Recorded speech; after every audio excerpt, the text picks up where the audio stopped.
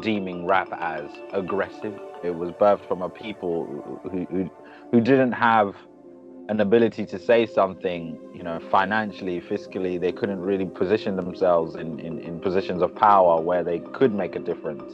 But the one way they could make a difference is through their art, through creating, through their words, because it is a form of protest to a certain extent. A protest against a centralized government, who essentially deem particular communities as lesser or have to be situated in certain areas, especially in America.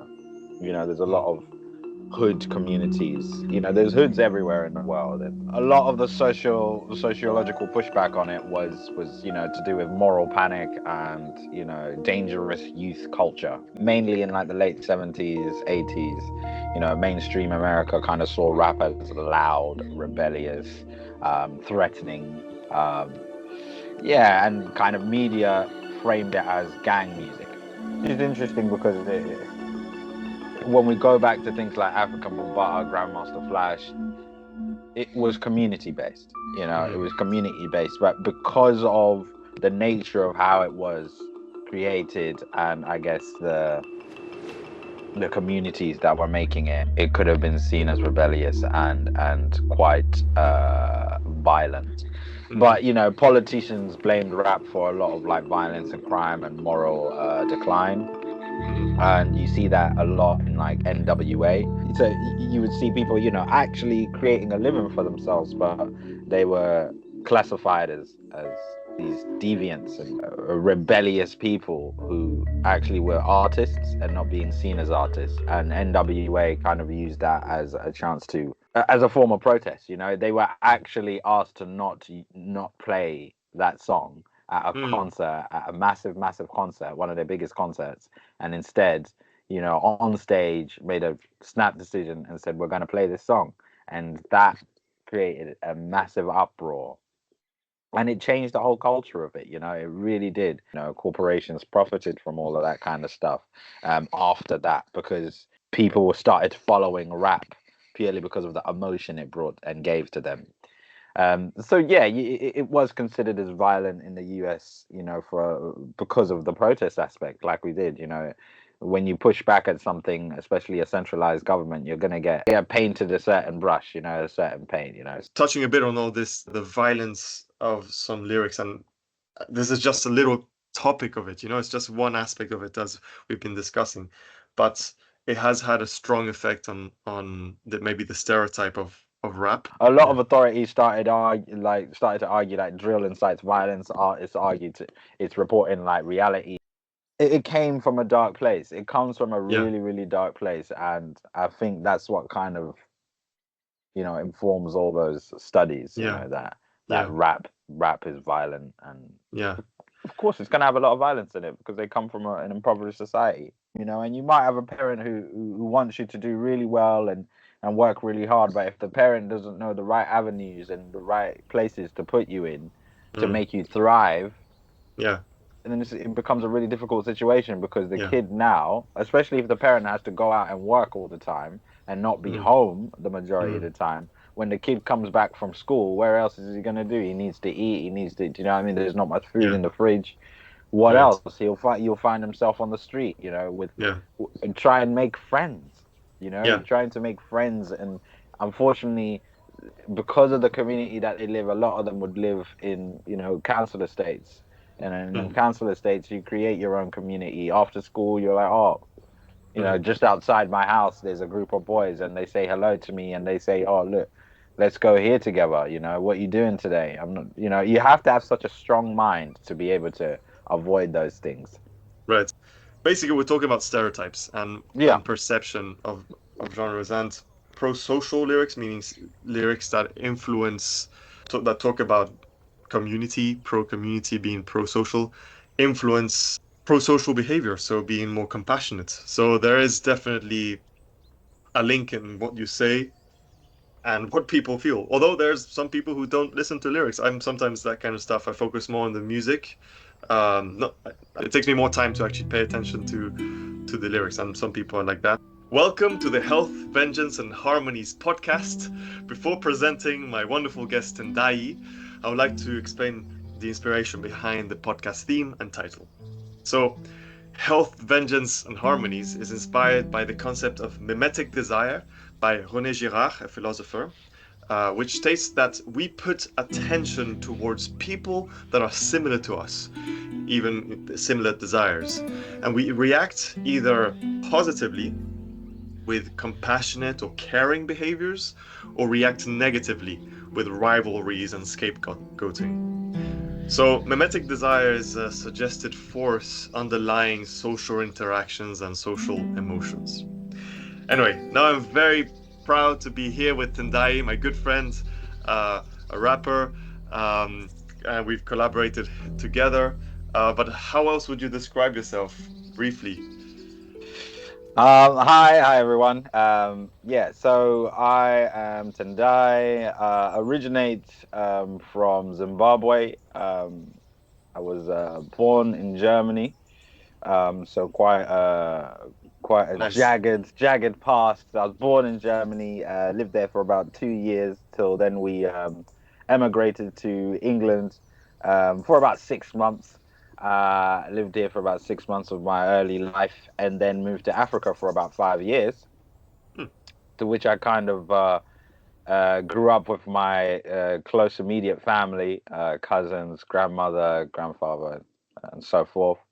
And then left Africa when I was about 7 years old, Mm-hmm. to then start a new life in England, as my dad used to work for the Zimbabwean Airlines.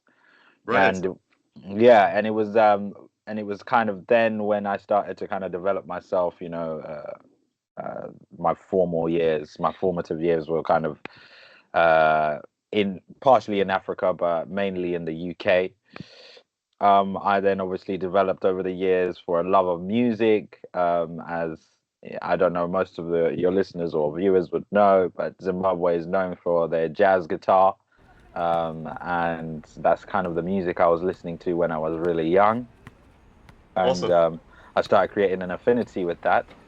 But all in all, in the end of it, I started getting into music and engineering, um, and kind of created a career which was centered around recording engineering and music, and then slowly getting into. I have two halves of myself. I have a creative side, and then I have the science side. Technical side, yeah, Yeah, fantastic. technical side. Yeah, so Yeah, I have a love for audio software and technology. cool. Um, so I worked a few years in Rack Studios. Not much people would know about it, but it works in parallel with Abbey Road Studios. Awesome. So I did a lot of albums for like Jordan Rakai. Yeah, Did some stuff for the Rolling Stones, no way. Mick Jagger. Damn. Yeah, so Awesome. yeah, That's amazing. it's been a wild ride, but yeah, my Yeah. music career spans to artists like Richard Spavin, Matt Roberts, who's now the conductor for the new Ministry of Sound orchestra. All right. Um, yeah, and then kind of eventually started working with artists in Ronnie Scott's and Patterns Weekly, that kind of stuff, getting into the jams world. But yeah, I'm an all-round creative and scientist, I'd say, like in That's audio. awesome. That's So amazing. So people can go and follow you here on Instagram, or yeah, you watch your YouTube channel, Tendayi RTR, exactly. Yeah. and your Spotify, obviously, which I think your lyrics are amazing. We'll talk about lyrics in a second because we're going to talk about rap. Especially, for instance, we have a few collaborations. I really Right. love Yeah. what Yeah. you've Yeah. done and wrote and rapped together. But anyway, I want to first start off with a provocative approach, which is why I contacted you. Why do people hate rap? There's Oof. people who hate rap. We don't have to go in too much in detail because we'll discover it through the conversation, I think. Um, but you mentioned initially it's partly a misunderstanding Yeah. of the history. And I saw there's some science actually, like for instance, people have stereotypes of rap listeners, that uh, I think it comes down to the appearance of, so this study looked at how rap fans are seen as more a danger to others, whereas compared to heavy metal fans are a danger to themselves. Wow. Coming to the idea of probably that there's violent and misogynistic lyrics in some songs, but it's not everything, obviously. And this is what we're going to explore. And yeah, I just wanted to open with that. And yeah, do you have any comment about that so far, or shall we just start with the origins of rap? I mean, I'll touch briefly on the comment that you said, Yeah. or the statement that was made through the study you found. I mean, like I said briefly, you know, rap usually comes from marginalized communities, and kind of asserts identity in impoverished societies. You know, when society tries to silence those kind of people. So I get, you know, certain parts of society deeming rap as aggressive, um, Mm-hmm. because it is a form of protest Mm-hmm. to a certain extent. You know, it's a protest against a centralized government. You know, who essentially deem particular communities as lesser, or or have to be situated in certain areas, especially in America. You know, there's a lot of hood communities. You know, there's hoods everywhere in the world, and obviously where you come from, Venezuela is one What of is favelas? is not, yeah. You know, Yeah. so you understand. You understand. You know, communities which are impoverished and don't necessarily have as much opportunities as others. And I think that's where rap was birthed. You know, it was birthed from a people who didn't have an ability to say something. You know, financially, fiscally, they couldn't really position themselves in positions of power where they could make a difference. But the one way they could make a difference is through their art, through creating, through their words. Um, and that can be deemed as aggressive because to an extent, you know, protest is aggressive. You can even say we look back to like Malcolm X and Martin Luther King. You know, Martin Luther King wasn't seen as aggressive. He was a pacifist. So he wasn't aggressive in that sense. But the Mm-hmm. protesting, you know, of massive crowds of a black community walking and in non-violence whilst facing, you know, authorities and police, you know, being faced with a wall of police, you know, that can be seen as aggressive because you're trying to make a statement, you know. Mm-hmm. So I Yeah. guess in certain societies it can be deemed as that is aggressive because they don't really know the origins of where that's coming from. They don't really know the reasons of why that's coming from because Yeah. they can't empathize with it. Right. Um, Yeah. And a so big part of empathizing is understanding. Yeah. exactly, exactly, Yeah. exactly. Um, That's I don't know fantastic. if, Yeah. yeah, that's just my comment on the idea of whether people consider that as aggressive. Sure. Um, Sure. That's a very good point. Is that at least a large part of rap has this association with communities that are impoverished, and there's a need to be heard. And rap was a way of protesting, getting heard, and part of movements of maybe black rights. You yeah, associated it, yeah, with Martin Luther King, um, and Malcolm X, yeah, but exactly that. that was not the start of rap and hip No, hop. And just a quick comment to why would rap be the case? Well, actually, I think that we'll explore about it. So the lyrical density and the complexity that comes in that musical genre. But I mean, tell us a bit about what you know about the origins of rap. So, what is yeah, rap? What does rap yeah, stand for? That's yeah. yeah. So rap when I was studying, I mean, I guess I have two parts to rap. You know, my introduction to rap was from my brothers. You know, my brothers used to rap quite a lot because they were born when, you know, the when rap was conceptualized, and in their time that's when it grew the most. It was through a particular decade between 80s and late 90s that was the golden era of rap. So my introduction to rap was predominantly through my family and my brothers and their love for it. Recording tracks from like a disc into a cassette or a cassette to cassette, and then kind of passing it down through the generations. Hi-fi systems, that kind of stuff, boombox. Gotcha. Carrying like battery powered boom boxes around because it's the only way you can keep music with you at that time. You also had like Walkmans, and obviously later on in the 90s and stuff like that. But if we talk about the true origins of rap, we would have to touch on African griots. African griots. Storytellers. Never heard of that. Yeah, like storytellers who use rhythm and poetry and music to pass down oral history, essentially. Awesome.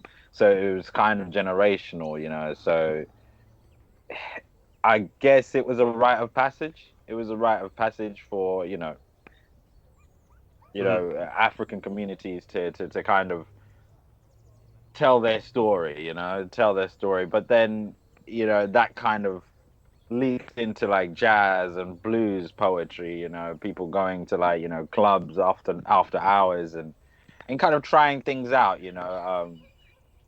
and that was like 1960s 70s, kind of laid the groundwork for like socially conscious rhythmic spoken word, essentially. So that Interesting. it started to develop in that sense. But then, like we touched on before, it was all these different things popping around human history within that kind of era, late 20th century, essentially. It started to pop around everywhere, and then you had the Caribbean sound systems in Jamaica. Yeah, the Caribbean sound systems in Jamaica, like DJs like King Tubby. You know about King Tubby? No, I don't know King Tubby. King Tubby's really, really cool, man. Really, really cool kind of dub plate kind of sound. Really, really cool. It's still getting sampled these days, to be honest. Really, really cool kind of dude. And you had U-Roy in the late 1960s. And then this kind of idea of toasting, which is still used now. It's still used now, but that's more centralized to Jamaican culture. Toasting is it's centralized to Jamaican culture, and like I spoke on and touched on last time was Windrush, the Windrush community. That kind of created a wave of that sound, that Caribbean sound system era. It started to spread a lot faster in the Western society. When you started to see a migration of communities, especially Caribbean and Afrocentric communities. Right. And then toasting. So toasting is particularly. What is that? It's not quite rap. It's not quite rap. It's like talk chanting. Talk chanting. Yeah. It's like talk chanting, and you'll hear it in a lot of dub plate. They're not rapping.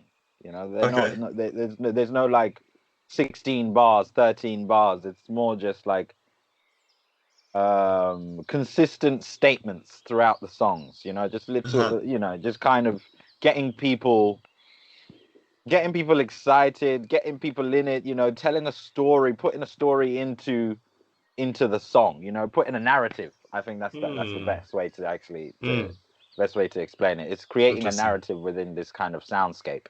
Yeah.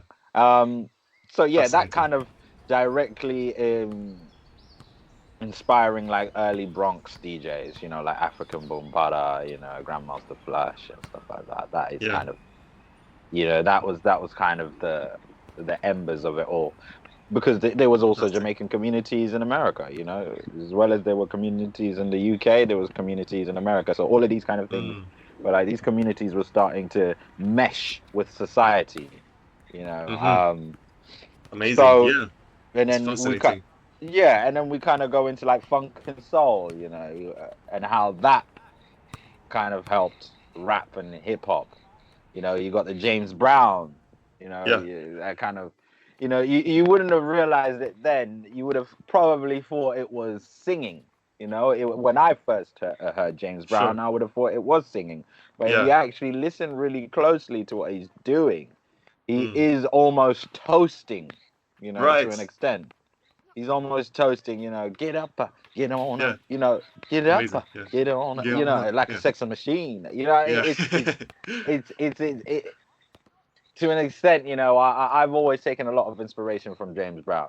Or Cool. like in my music specifically, my own solo projects, I've always taken Mm. inspiration from James Brown because of the way he orchestrates his band, his stage presence.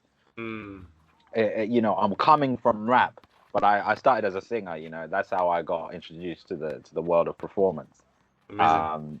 And I James Brown was a massive, massive influence in my family. My dad loved funk. He still does. He still listens to smooth jazz while he's making his shed and building certain things in the garden and stuff like that. It's a Amazing. massive, massive part of our world. Mm. So James Brown was amazing. He became the DNA for early hip hop beats, essentially. Right. His tracks specifically. I wonder if just gonna I suppose if he's among at least the most sampled musicians in hip hop. I don't know Yeah. if that's the case, but I wonder who's the most sampled musician. Yeah. There is one I can't remember specifically, but I would definitely say James Brown is definitely up there. He is up Yeah. there for one of the most sampled DJ I wonder if he musicians. invented and popularized the idea of vibing, because there's that Yeah, vibes, yeah, vibrations, and I think that was yeah, sampled by maybe Jay Dilla or something. Yeah. yeah. Jay Yeah. Dilla, yeah. Yeah. That's a Okay. that's a tricky one to pinpoint. It's a tricky one to Yeah. pinpoint. Sure.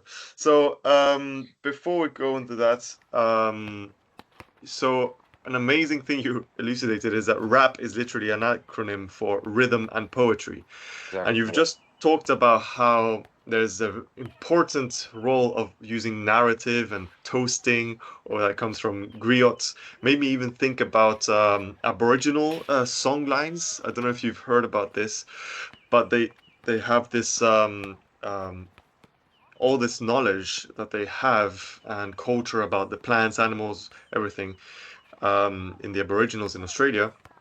They embed it into songs, and these songs also work like a sort of GPS, so they can basically follow a lyric, and it tells them until where they have to walk until they see some iconic some landscape and some how do you say, a landmark, sorry, a landmark, and that makes them change the lyric to the next part.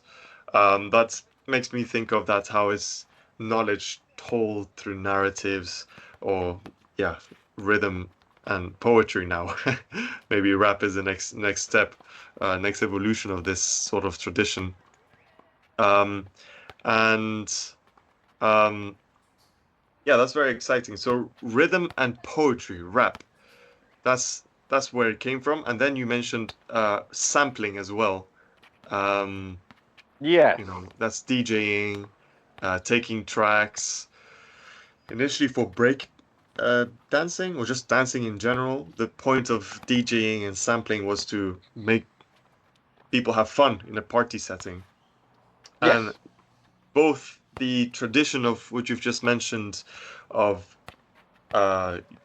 telling stories, maybe telling poetry. We haven't really touched about poetry, but combined with hip hop, the goal of dancing with DJs.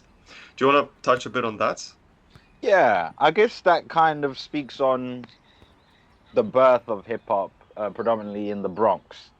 Mm-hmm. So hip hop as a cultural movement was like born in South Bronx, New York in the early 1970s, that kind of era. Mm-hmm. And there was like four key elements that kind of defined that time, which then kind of informed sampling, or sample culture. So obviously you had DJs, which were disc jockeys, turntablism, kind of stuff. So you would have two decks, and in those two decks you would have, sometimes they would have the same record. They would have the same record, and they'll be spinning the record on one on the left and another record on the other, and they'll try and mesh the breaks, and Mm-hmm. the breaks are obviously drum beats. So Mm-hmm. it'd be like, I don't know, four to eight bars of it, and they'll just keep spinning it. And then certain DJs or proclaimed DJs would invite MCs, which we learned last time, master of ceremonies. Yeah. Um, which makes sense because an MC would come in and they would, you know, control the crowd. You know, they would create a narrative for the crowd to follow, you know, and be part of. Right. So that was introducing rap, you know, which is rhythm and poetry. So the rhythm side of things, the rhythm aspect was the DJ, and then the poetry was the MC. Gotcha. And just as you touched on, you know, dancing, you know, another key element was breakdancing. And that started to create a lot of momentum back when the DJ started getting involved, and you had that kind of hip hop culture in the Bronx of New York. You had a lot of people started creating, you know, dynamic movements in dancing. It wasn't just on your feet, you know, it was more spinning on the floor, creating really interesting shapes. And my good friend actually, Edgar, he's a really cool break dancer. I'd never really got into the world of breakdancing, but he kind of gave me that kind of peephole of like, oh yeah, that's an amazing world, you know, and how it connects to rap. And I've Nice. always had this like amazing idea of creating an event. I'm an avid event producer. I love creating events, Yeah. and um, You like didn't you touched on mention. as Yeah. yeah, like Your with RTR RTR. collective. Yeah. Exactly, yeah. So I really enjoy creating atmospheres and environments for people to both thrive and socialize and network and create communities. I think community is the most amazing thing you can create in a artistic environment. I think people really thrive in that. So Amazing.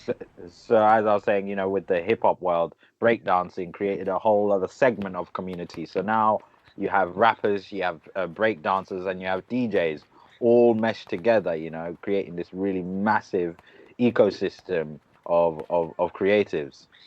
And then, you know, through all of that, the fourth and final element I would say, which really defines that era, was graffiti art. You know, Oh. so graffiti art also, you know, from the New York and Bronx, you know, it went all the way to the UK, and it was also, you know, getting tapped in with our UK rap scene, because you also had tags. We call them tags, you know. Right. So Thanks. you would have back in the day when I was in high school, in the embers of grime, like I said before, we used to always swap around beats So and cool. tags. Yeah, and All right.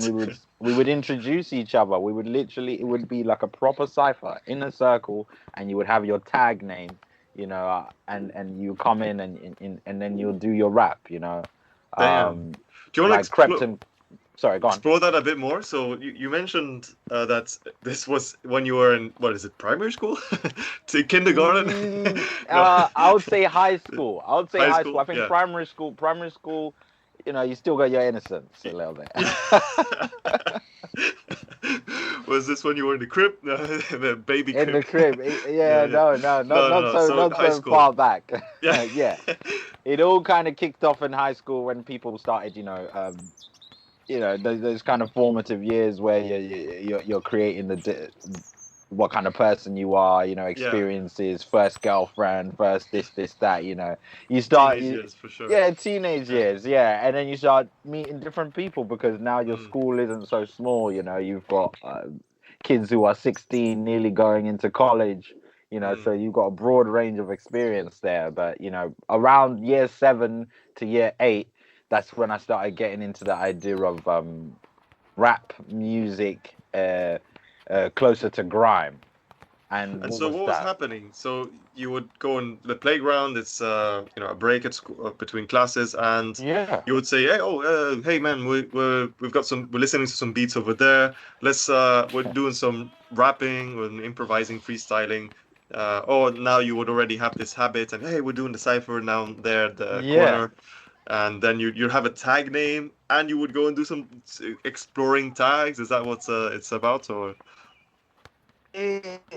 It, it was it, Oh, it was yeah, new. It was fast moving at that time. It was yeah, 2005, 2006.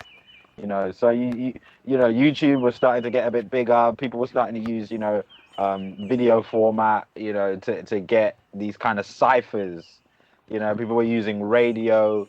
Um, it was. Let's say you're in the playground anytime. It could be the playground, it could be outside of school, it could be just outside of PE class, you know, Okay. any opportunity where a crowd has congregated together, and you know someone would be like, you know, I've heard this tune from Krept and Conan. You know, they were like the big guys in our area. You know, they were kind of like killing it for us. The kind of the OGs. You had the Wileys, you had the Chipmunks, Scorcher, you know, yeah, JME, you know, Jammer, Boy Better Know, you know, these were the idols, you know, these Skepta, you know, these were the idols, you know, D.W.A, you know, that guy, like I said before, you know, it's such an amazing feeling to see these guys thriving because they introduced us to this world. So, anyways, you know, you would congregate just like the videos. They, you know, congregate in a circle, a group of people. Someone would put on a tune. One of my favorite grime beats of all time is Nutty Violins. You know, Nutty so it's violence. yeah. So people would, I think it was a famous orchestral piece, and you know, a Mhm. producer would have sampled some violins, and created like maybe I would say 130 BPM, 140 BPM, sped it up, put a Mm. quick kind of high tempo backbeat in it, and yeah, you would just throw down a cipher, 16 bars, 32 bars. That's it. Nutty violins. This one, That is it. That is the OG of grime, dude. Like, what is even the timestamp on that, dude? That 18 is years ago. exactly, bro. Like, it is 2007, exactly prime time, bro. 1 million views, Prime huh? time. 1 million views because Yeah, people would go on YouTube and they would try out their new bars. They would try out their new verses. That, you know, get ready for the playground. So then when yeah, they're ready, when someone says, right, let's throw a cipher down, they've got their 16 to 32 bars yeah. ready because that's what it meant to us. You know, it was like a sport. You know, it's like, you know, this is what I've been working on. Let me show you Mm, what I got. And you would have mhm. like three, four, five people going back to back to back to back. You know, and then people will come in and say, I've got something. And if Mhm. you either, it's like baptism by fire. You know, you either get it right or you don't. You know, and that's a lot of notches down. You can't get back in the circle Yeah, right. if you're not if you're Like not that at good. a certain level. It's going to take Yeah, you some time to get that kind of respect. But for yeah, sure. it was a crazy time. It was an amazing time. It was really really fun to kind of see the birth of UK rap. You know, Mm, that's amazing. and And yeah, yeah, because there's so many other topics I want to touch on, but you mentioned on our call last time that UK rap also came from the influence from Windrush and US hip hop birth. yeah, So the yeah, Windrush came with the sound system, maybe also toasting came around and inspired also. Um, well, UK rap also came from the development of garage, which yeah.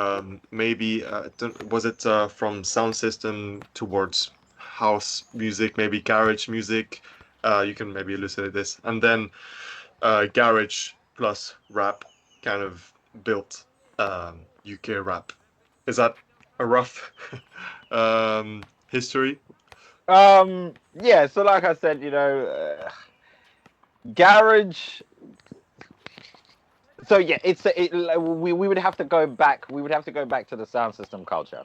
We would Mm, have to go back to the sound system culture because that's truly the embers of it all. And even to reggae, we would have to go there because King Tubby would not be here if it wasn't for reggae, ska, you know. And then hmm. you would go to a guy called Jerry Lyons.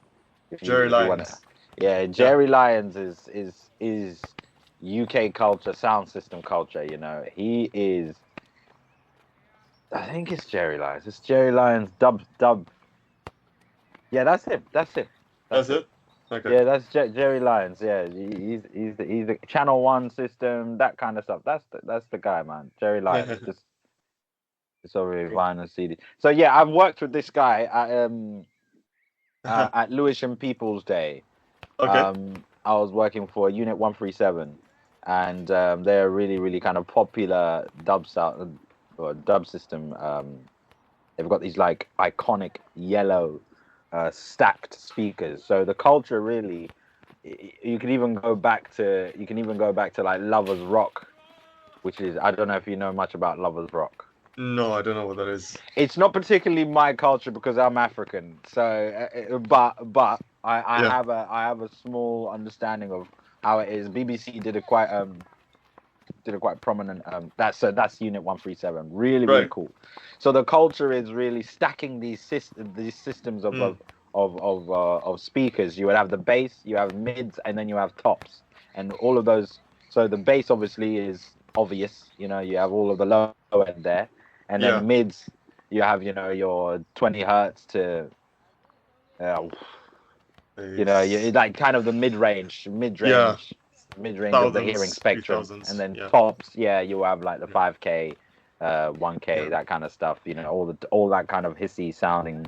But putting them all together, you'll have the full spectrum, you know, and you would have your left and your right, and they'll just smash out music. They'll just smash out like these really, really amazingly intricate soundscapes, you know.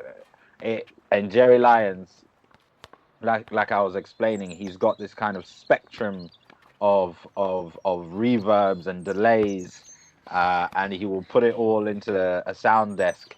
You know, it was kind of like going to school again, you know, watching that. You know, I would set up the system, you know, as I said, I'm an engineer by trade, and I'll set up the sound system, and I'll just watch it all unfold, you know, and he'd do his magic, you know, kind of like mixing in this sound, you know, he would have the kick, you have the snare, you have the hi-hats, all separated on the desk, so then he can pull it up at different moments. So yeah, it kind of came from that Lovers Rock kind of time where people were creating underground communities, and then that kind of went into, I'd say, MC toasting, and then that's now coming into clubs. You know, it's coming into clubs now, and people are starting to evolve and turn it into something which is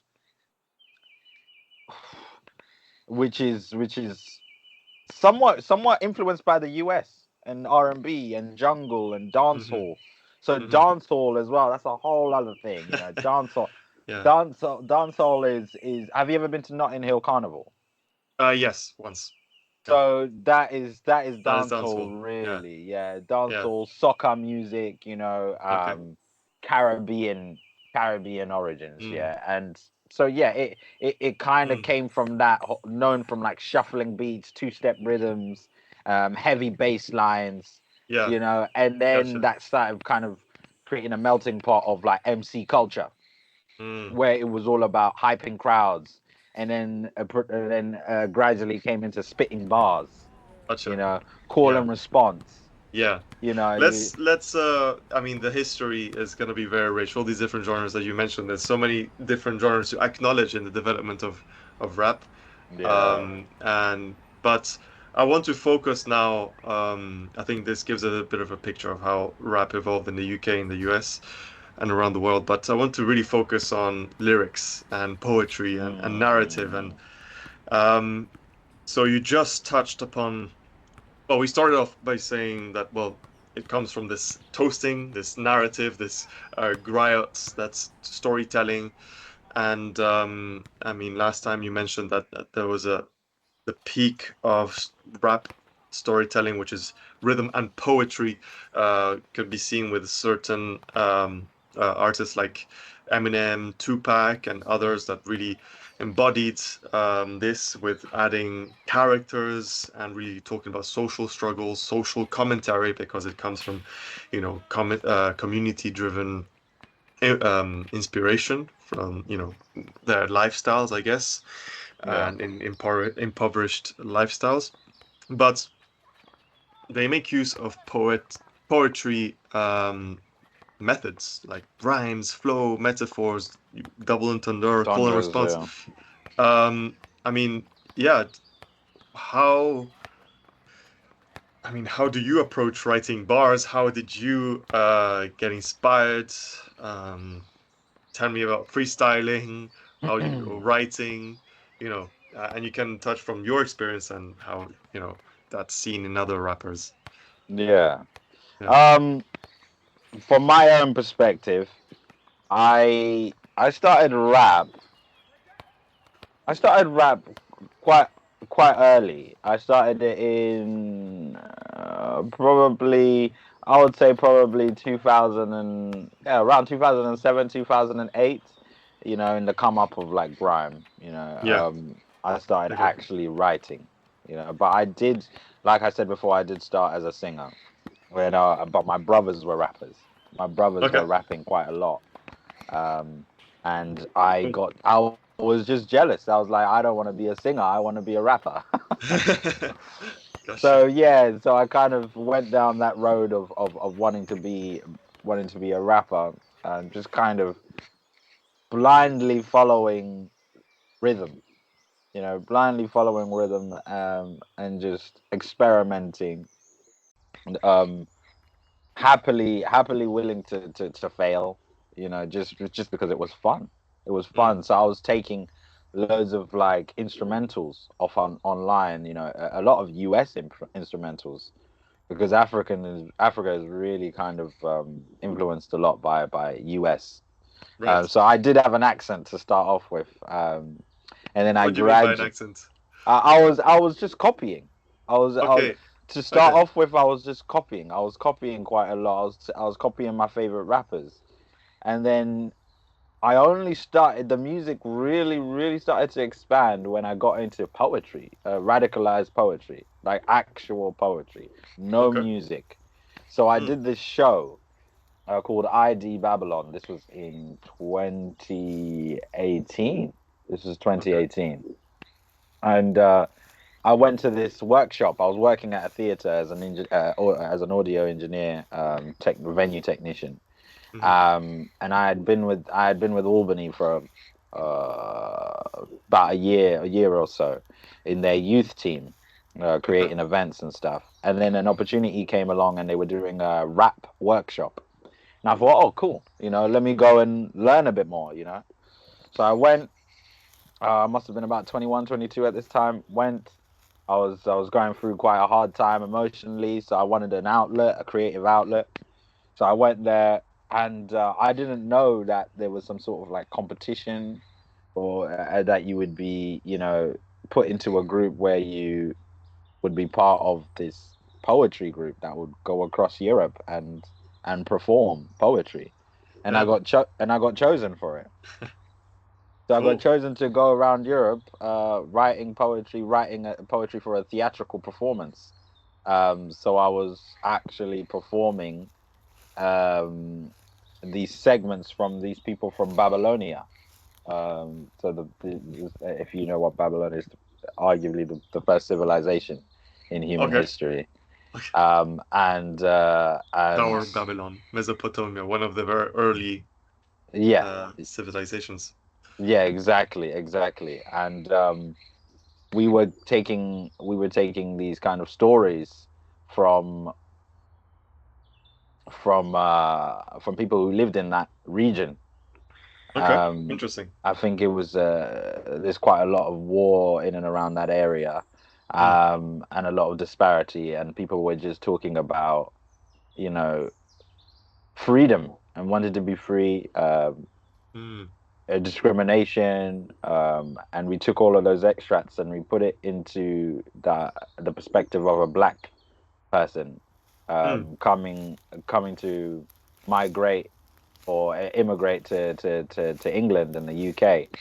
Uh-huh. And yeah, we created a show, and throughout that whole process, I really started to understand stage presence. I really started to understand narrative, and being able to control the narrative, and not going too complex, so the audience get lost. And What do also you mean by being that? Oh, yeah.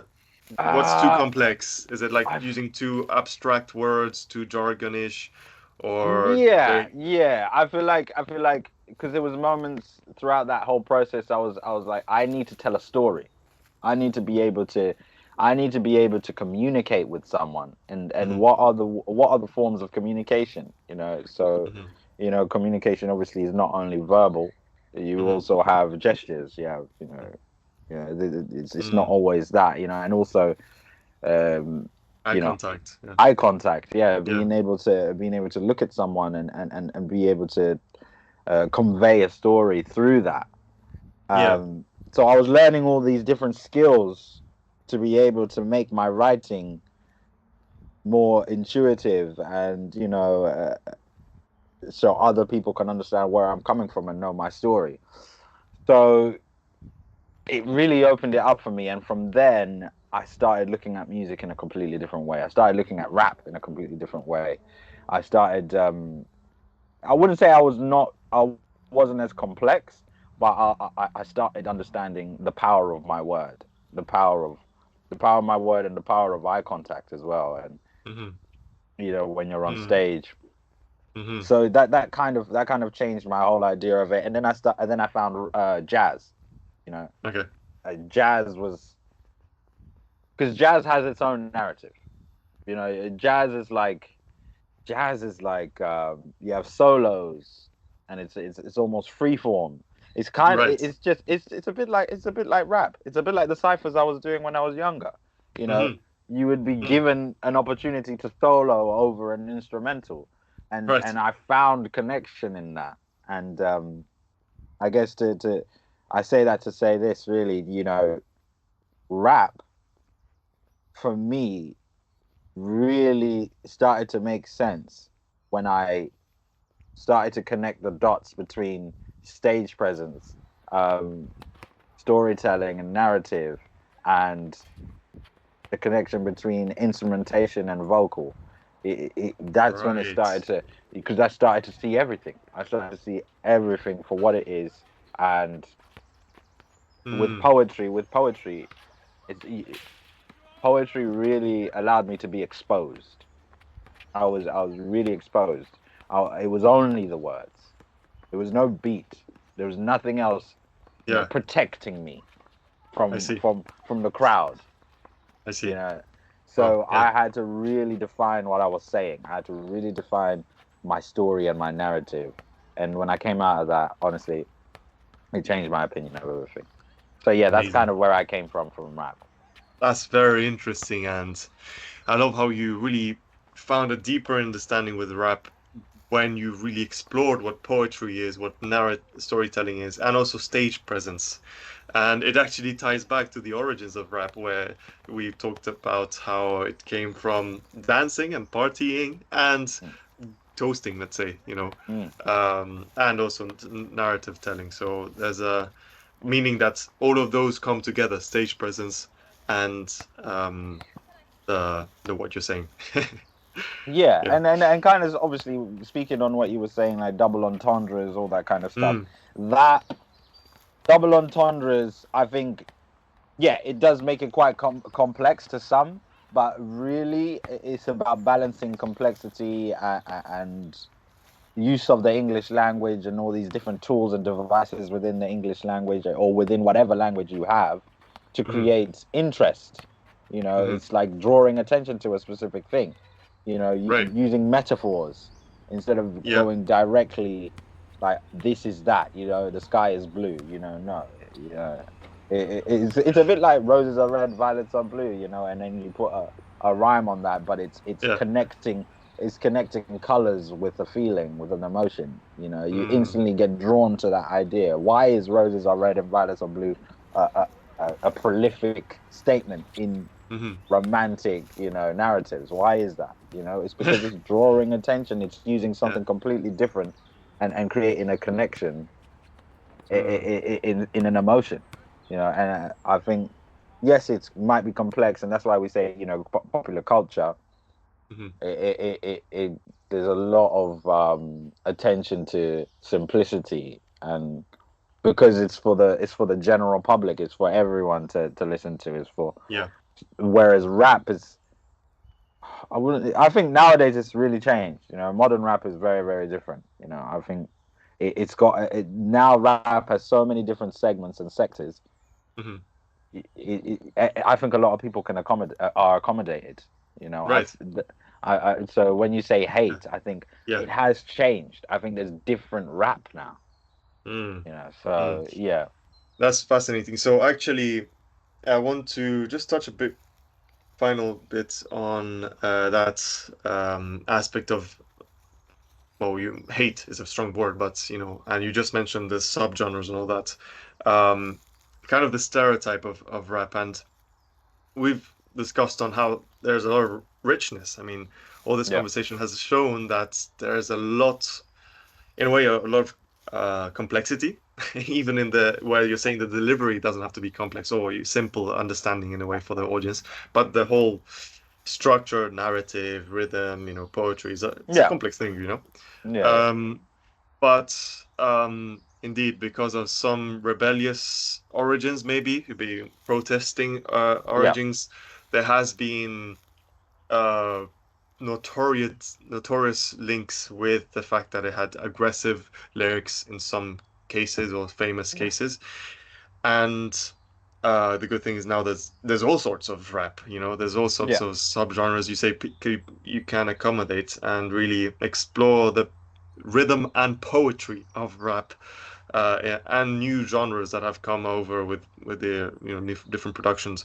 But I just want to touch quickly on what happened. I saw that actually there was, for instance, a parental advisory that was a legal process that happened in 1985 in the US. okay, Especially, apparently, first there was Prince who had a song that was called "Darling Nikki" that apparently was quite sexual, and that made parents at the time just say, "No, look, we need to have some sort of parental advisory." Some people were against, big names like Frank Zappa were on that case saying, no, we shouldn't label music. But then it was labeled with parental advisory, explicit content, and there was even a list of what's called Filthy 15 music that were pressuring labels that saying, look, this this is not good kind of music because of sexual or violent um, messages. And this was also in rock music, heavy metal music that was being targeted. mm, Um, Now, another thing that's been just to touch on a bit the sociological aspect is that there has been also in UK, YouTube removed apparently in 2018 and 2019 a lot of drill videos. Like this was driven by the police apparently. The police asked to remove a lot of drill videos. I don't know if you know a bit about that, but I mean, just touching a bit on all the violence of some lyrics, and this is just a little topic of it. It's just one aspect of it as we've been discussing, but it has had a strong effect on maybe the stereotype of rap, and yes, it shows that it has effects on the psychology. Um, um, and therefore it has associated maybe just saw this there's a sort of also status linked with tastes, and here the study looked at well, it's higher status to listen to maybe classical music compared to rap is seen as low, although apparently there has been a development where higher status now is more about what they call cultural omnivores, like you listen to a lot of different stuff, yes, that's more higher yeah, status. But apparently still that's apparently more associated to what's it called, class middle class is more apparently a more open-minded compared to a higher class where they might present themselves as cultural omnivores, but it turns out that still see some genres maybe as rap as low status, yeah, um, because actually they're more narrow in their cultural choice. But this is a study on, basically we're talking about stereotypes yeah, and perception of genres, and um, yeah, there's looks pro-social lyrics, meaning lyrics that influence um, that talk about community, pro-community being pro-social, influence pro-social behavior, so being more compassionate. So there is definitely a link in what you say and what people feel. Although there's some people who don't listen to lyrics. I'm sometimes that kind of stuff. I focus more on the music. Not I don't ignore the, it's just sometimes I just focus more. It takes me more time to actually pay attention to the lyrics, and some people are like that. And yes, so this aspect of the lyrics we've explored already. There's a lot to it. As you know, what you've described, there's a rich history, and there's a lot of complexity in it. But it has had a bad reputation. But I mean, given all of this context, would you like to finish a bit more on this this aspect of rap? Maybe going into the subsections of rap that exist today, or whatever else. I guess the best way to tackle this is kind of slightly going going back, but also just in the middle of when the actual pushback happened. Well, the first instance of it in both the US and the UK. So I'll briefly touch on it. So in obviously you've got a lot of the sociological pushback on it was to do with moral panic and dangerous youth culture, mainly in the late 70s, 80s. Mainstream America kind of saw rap as loud, rebellious, threatening, and kind of media framed it as gang music, which is interesting because when we go back to things like African Bambaataa, Grandmaster Flash, it was community based. It was community based, but because of the nature of how it was created, and I guess the communities that were making it, it could have been seen as rebellious and quite violent. But politicians blamed rap for a lot of violence and crime and moral decline, and you see that a lot in N.W.A. Fuck the police, that kind of stuff. Sorry, I didn't know if I'm supposed to swear or anything. That's right. Apologize about that. So that received a lot of FBI attention. A lot of rap concerts were heavily policed at times, and banned also. And also rappers were portrayed as criminals instead of the artists. So you would see people, actually creating a living for themselves, but they were classified as these deviants and these kind of rebellious people who actually were artists and not being seen as artists. And N.W.A. kind of used that as a chance to, as a form of protest. They were actually asked to not play that song at a concert, at a massive concert, one of their biggest concerts, and instead, on stage made a snap decision and said, we're going to play this song. And that created a massive uproar, and it changed the whole culture of it. It really did. Cultural appropriation versus cultural exploitation. Corporations profited from all of that kind of stuff after that, because it was seen as people started following rap purely because of the emotion it brought and gave to them. It was considered as violent in the US, because of the protest aspect, like we did. When you push back at something, especially a centralized government, you're gonna get painted a certain brush, a certain paint, So in the UK, it was more around the 1980s. Reggae, dub, early UK rap faced a lot of tabloid hysteria from that. It was yardie culture. I don't know if you know too much about yardie culture. No. So yardies are basically an amalgamation of Windrush generations, and also second, third generation Jamaicans who have immigrated or emigrated in this instance, and assimilated themselves in UK culture. But yeah, within that world, you started getting a lot of like black youth stereotyped as criminals, gang affiliated and disruptive. So when you start looking at garage and grime, you had things like, you know, pirate radio. So pirate radio, obviously, when you hear pirate is like, you know, ripping and stuff like that. But in a sense, you know, they were doing what we spoke about, what I did in high school, you know, the whole circle where you know, cipher, but instead you're on a radio station and you have one mic, and you just, you know, rap, you know, and people go back to back to back to back, and that formulated a lot of like UK garage and grime early rap scenes. Police would literally raid. Police would literally raid the radio towers. Damn. Treat this music culture like a threat.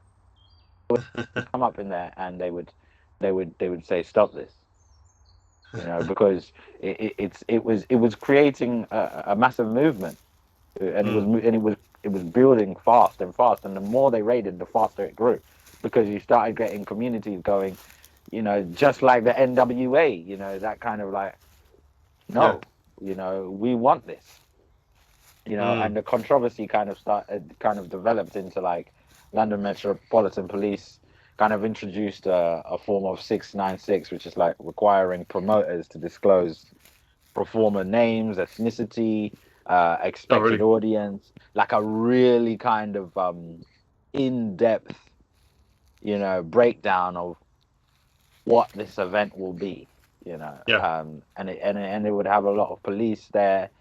And it kind of informed, this was happening from 2005 to 2017, which would explain, you know, Nutty Violins, you know, 2007. You know, it grew so fast.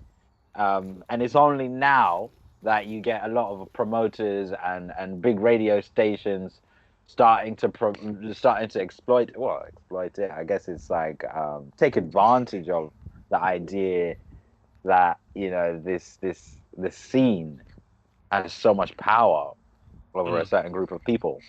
I guess strong identity, big identity. So I guess, you know, it was disproportionately used to shut down a lot of black music events, grime, rap, bashment, and then obviously after the years of protest, including like artists like Gigs, Skepta started speaking out, it was finally scrapped in 2017. So, you know, these kind of things.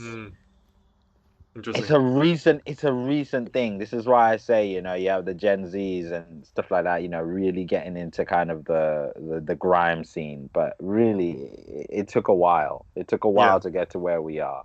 And, you know, now you have UK drill kind of faced with massive pushback, YouTube takedowns, policing and like banning lyrics, just like you said, you know, and using songs as evidence in court cases, you know. So it's because, I guess, things like that, like the UK drill world, it did come from gang societies. It came from a lot of gang members and gang bangers who were trying to leave the gang community. So if you actually listen to the lyrics, you know, they're talking about this kind of, you know, mad situations, but really, if you actually have some sort of empathetic perspective, if you listen to it, they're genuinely wanting to get out of the hood. They don't want to be out. They don't want to be in the hood. They don't want to be part of this thing.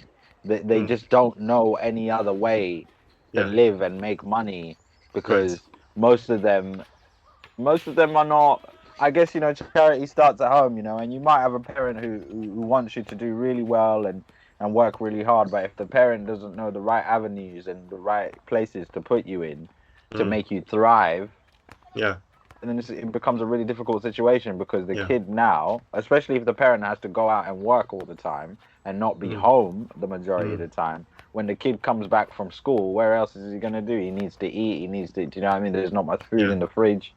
What else? You'll find himself on the street, you know, with and try and make friends, you know, trying to make friends. And unfortunately, because of the community that they live, a lot of them would live in, you know, council estates.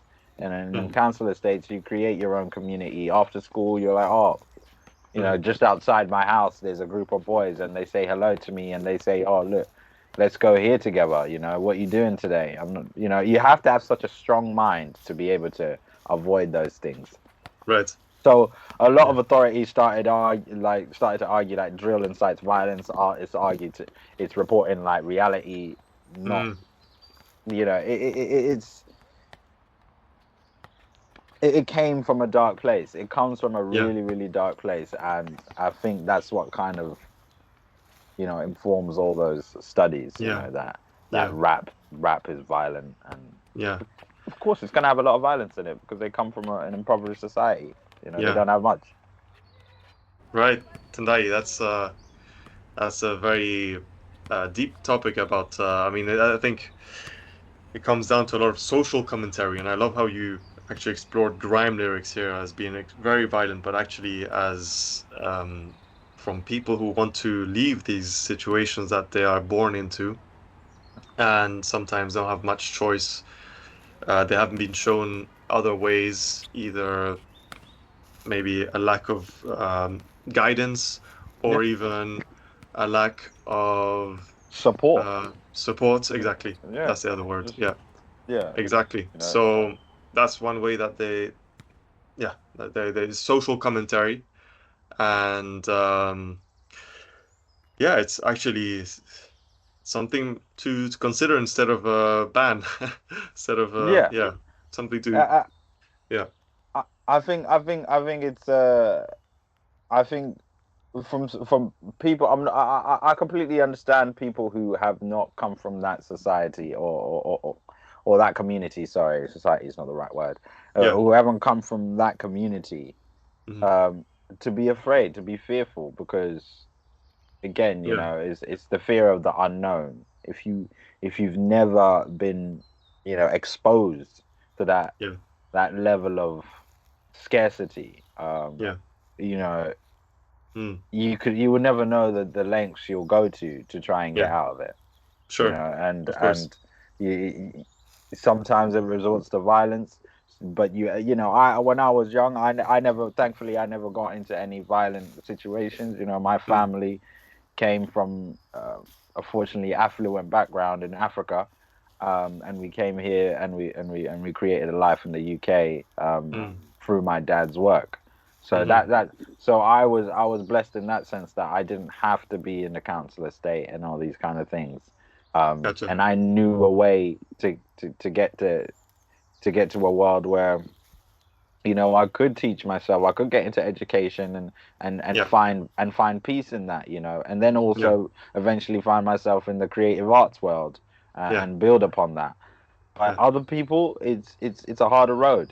Other people, mm. they have to you have to make a lot of bad decisions, because they And don't they learn, don't know. yeah, They yeah, don't exactly, know, and you're gonna get yourself in decisions, make some decisions where you're in a really really sticky situation. My yeah, friends weren't in that, but they lived mm, in areas where there was that, mm, where you certain roads you shouldn't have gone down, and right, some people do go down. You either get killed, robbed, or you join them, or you just don't, you avoid.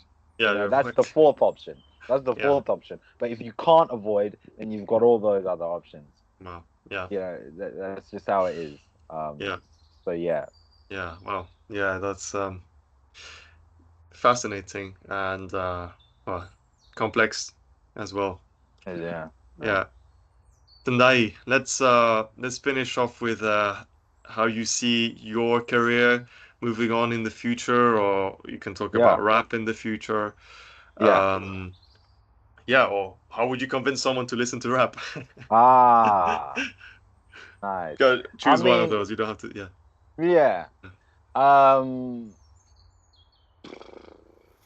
Let me top it off with how I would choose, how I would, entice someone to listen to Okay. rap. I'll start off with, obviously, where I want to take it as well. Where I Yeah. want to take it really eventually is, full length album, and working with labels and great media companies, to try Mm, and develop a great masterpiece, amazing. within jazz, soul, and funk. Amazing. Basically the James Brown of rap. That's Let's kind of, go. I think.